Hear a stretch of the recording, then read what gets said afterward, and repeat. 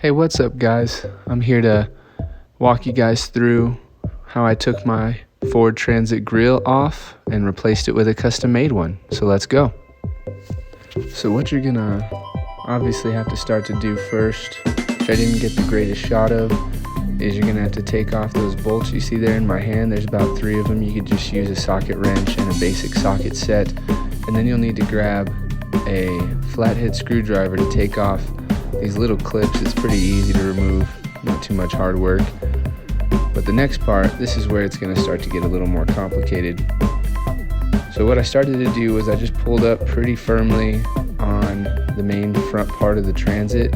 There's some clips that are not the actual grill that you need to get undone, so you can get your hand underneath like you see I'm doing there. So now that top part's undone, you can reach down under there with that flathead and begin to unclip some of those top 6 clips of the grill from the Transit.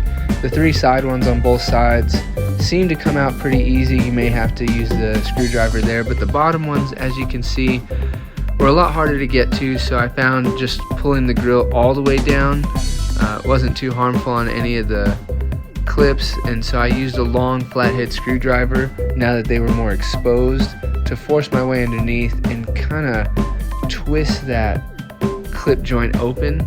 And I had to do that all the way down. Every other way just didn't seem to work. I didn't want to risk force pulling it out and breaking the clips where I was going to put in my new Transit grill.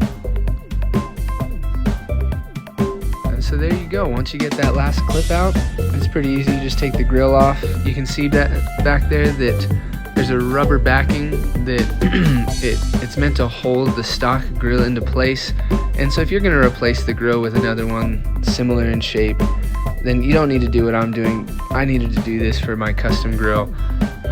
But when you're putting it back on, I found that if you start from the bottom, you'll see here in a second, you get the bottom clips in first.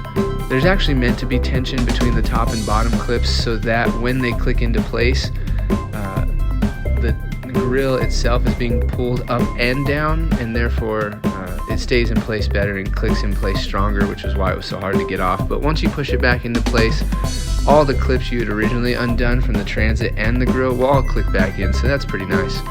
And so there you go. If you have any questions, leave them in the comments.